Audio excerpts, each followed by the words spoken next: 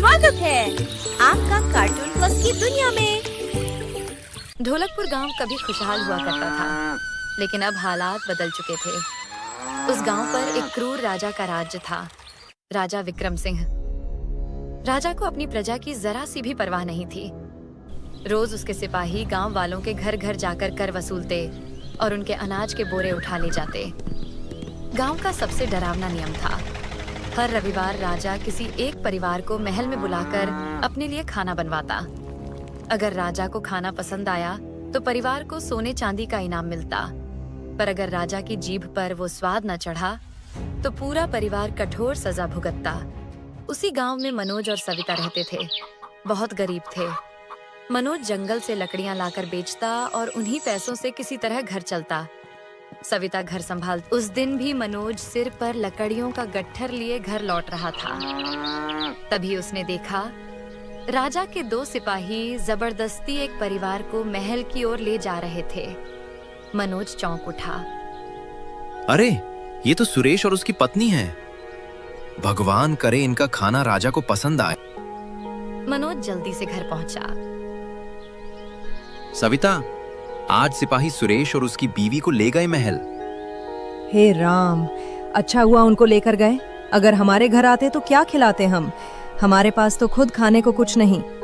मनोज हंसकर बोला, अरे हाँ, अगर सिपाही यहाँ आते तो राजा को कढ़ी चावल ही खाने पड़ते। कढ़ी चावल में क्या बुराई है? हमारे पास और कुछ होता तो मैं और अच्छा कुछ बनाती। राजा की परवाह छोड़ो। मुझे तो नाम सुनते ही मुंह में पानी आ गया। अच्छा तो जाओ जी, हाथ मुंह धो लो, मैं थाली लगाती हूँ। तुम मेरे लिए किसी राजा से कम हो क्या? दोनों हंसते हुए खड़ी चावल खाकर सो गए। लेकिन उन्हें क्या पता अगला रविवार किस भयानक मोड़ पर ले जाएगा। क्या अगला नंबर उन्हीं का होने वाला था?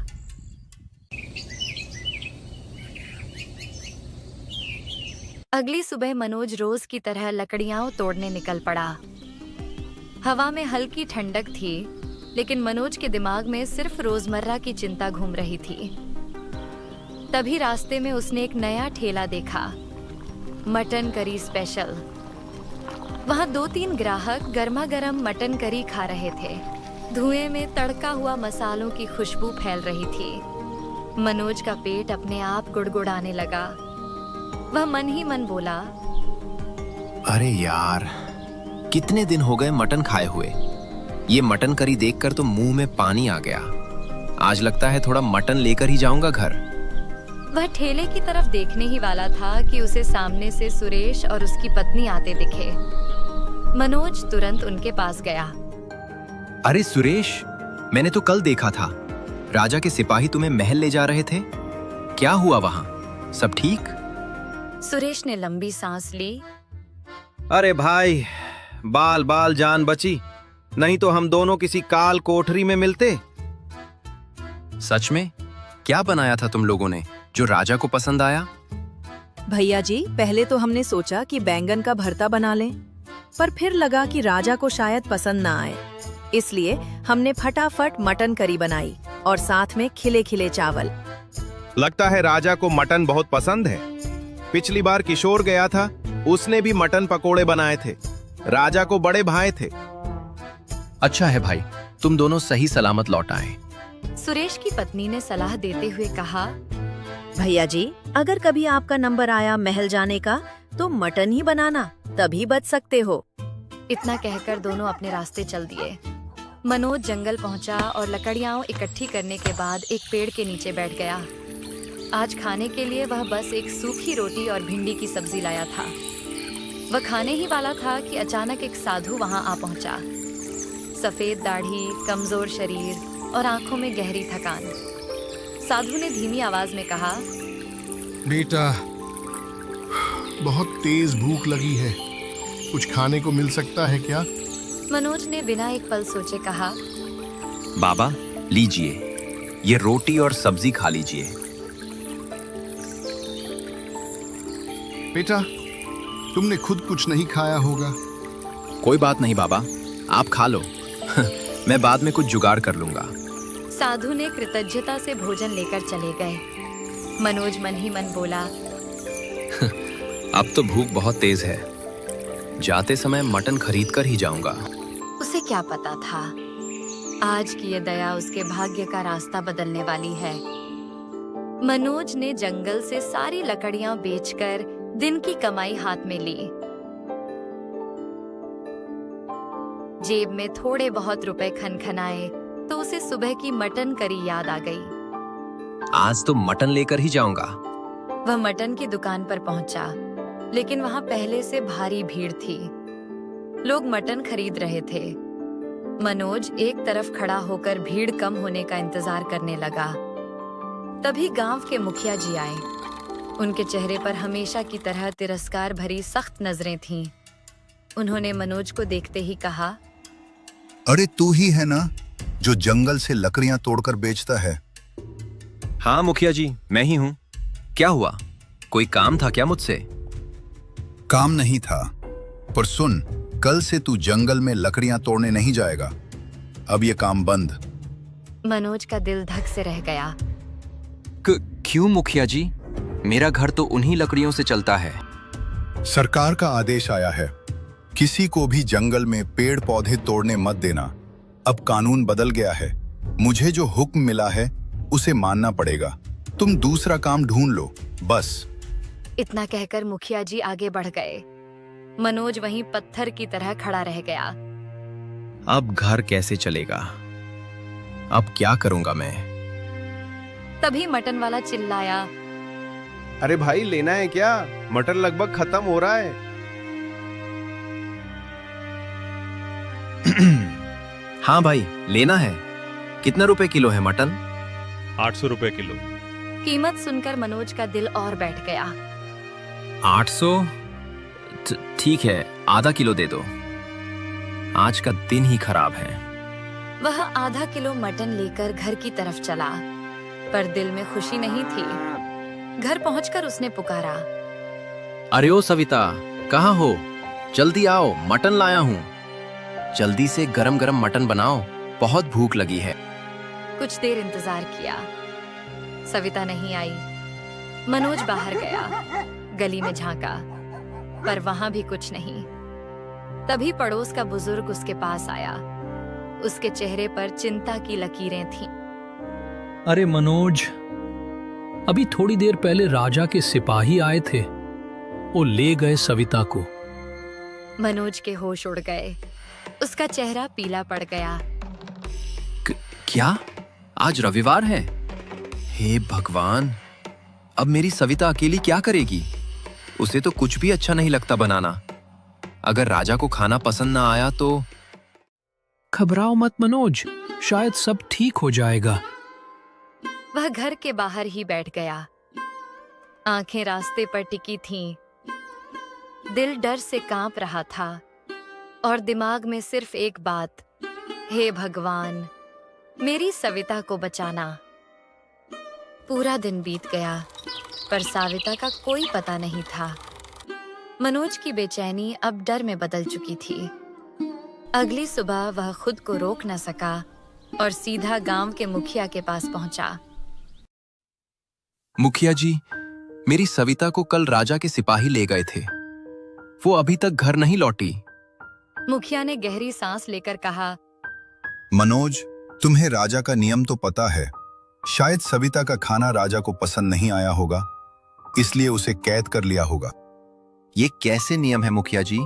हर छोटी बात पर सजा। हमें कुछ करना होगा। अरे मनोज, वो राजा है, कोई आम आदमी नहीं कि तुम कुछ कर सको। जब तक राजा नहीं चाहे, कोई कुछ नहीं कर सकता। बस अब इंतजार करो। यह सुनकर मनोज का खून खौल उठा। ये कैसा राजा है जो अपने खुशी के लिए निर्दोष प्रजा को सजा देता है? नहीं, मैं कुछ न कुछ करूंगा। उसकी आंखों में दृढ़ता चमकी और वो गुस्से में महल की ओर चल पड़ा। महल में जाते ही वहां मंत्री मिल गए। कौन हो तुम? क्या काम है राजा से? मेरी पत्नी सविता को राजा ने बिना वजह कैद किया है। मैं उसे लेने आया हूं। अरे वही औरत जिसने कल राजा को इतना गुस्सा दिलाया। जा, राजा से ही बात कर ले। मनोज राजा के दरबार में पहुंचा। राजा सिंहासन पर बैठे थे। चेहरा कठोर और आंखों में क्रूर चमक। मनोज ने सीधे कहा, महाराज, मेरी सविता को छोड़ दीजिए, वो बहुत मासूम है। उसने ऐसा निकृष्ट खाना बनाया कि मेरी जीभ बिगड़ गई। इसी की सजा तो मिलनी ही चाहिए। मनोज ने हिम्मत जुटाकर कहा, महाराज, क्या आपको नहीं लगता कि ये गलत है? गरीब प्रजा को सिर्फ एक खाने की वजह से यातना देना? अरे, तुम होते कौन हो मुझे सिखाने वाले? मैं एक गरीब आदमी हूँ, लेकिन आपकी प्रजा हूँ, और आपकी प्रजा इस नियम से बहुत परेशान है। राजा कुछ देर चुप रहे, फिर हल्की मुस्कान आई जो खतरनाक लग रही थी। अगर तुम्हें इतनी ही फिक्र है तो लो, मैं तुम्हें एक चुनौती देता हूँ। मनोज चौंका। कैसी चुनौती? अगले रविवार तुम खुद मेरे लिए खाना बनाओगे। अगर वो अब तक का सबसे बेहतरीन खाना हुआ तो मैं ये नियम हमेशा के लिए बंद कर दूंगा और सविता को रिहा कर दूंगा। सच में महाराज? हाँ, पर अगर खाना पसंद ना आया तो तुम्हें और तुम्हारी पत्नी को उम्र भर कैद रखूंगा। एक पल की भी देर के बिना मनोज बोला, मुझे मंजूर है महाराज। मैं अगले रविवार को मेरी सविता को घर लेकर जाऊंगा। ठीक है, अब जाओ और तैयारी कर लो। मनोज दिल में थोड़ी उम्मीद और बहुत डर लेकर महल से बाहर निकला। अब उसके सामने एक बहुत बड़ी चुनौती थी।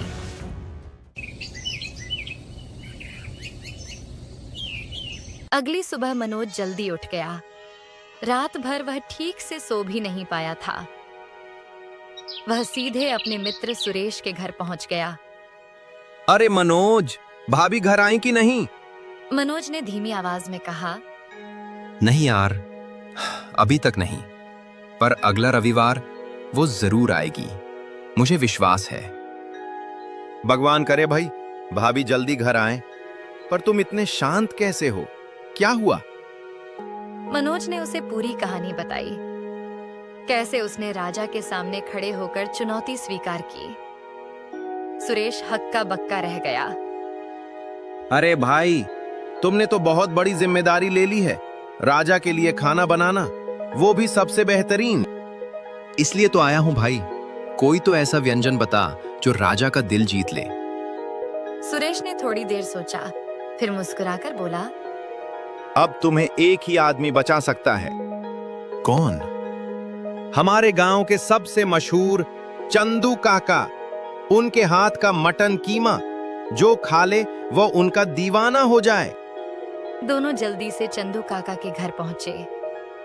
सुरेश ने तुरंत पूरी बात बता दी। काका गंभीर हो गए और बोले, बेटा, ये सिर्फ तुम्हारी नहीं, पूरे गांव की परेशानी है। अगर ये नियम खत्म हो सकता है तो मैं जान लगा दूंगा। चलो, तुम्हें मटन कीमा बनाना सिखाता हूं। पहले बाजार से 1 किलो मटन ले आओ, पर ध्यान रहे, बस गोश्त, हड्डियां बिल्कुल नहीं। मनोज और सुरेश जल्दी से मटन लेकर आए।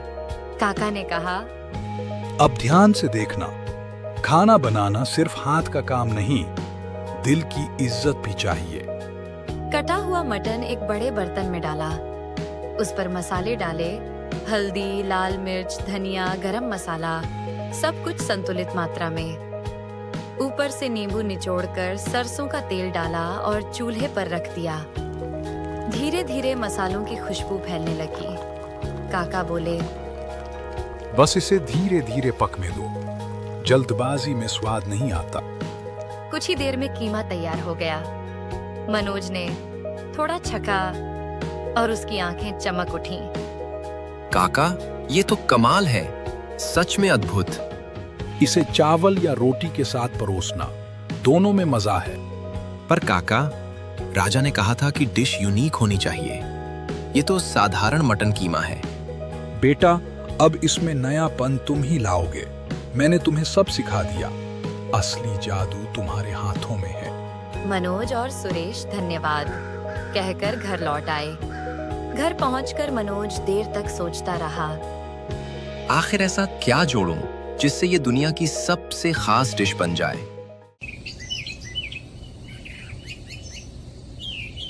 रविवार का दिन आखिर आ ही गया। मनोज ने सविता की याद में गहरी सांस ली। आज का दिन सब बदल देगा। महल की ओर जाते हुए अचानक उसे वही साधु रास्ते मिल जाते हैं। साधु जी, मुझे आशीर्वाद दीजिए। मैं आज बहुत बड़ा काम करने जा रहा हूँ। तेरा मुझ पर एक और एहसान है बेटा, भूखे को खिलाने वाला कभी हारता नहीं। जा, तू जो भी करेगा सफल होगा।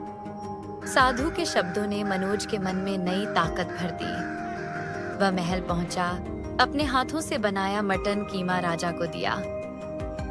राजा ने खाना भीतर ले जाकर चखा। कुछ देर बाद राजा दरबार में लौटे। उनका चेहरा गंभीर था, जिससे मनोज और भी घबरा गया।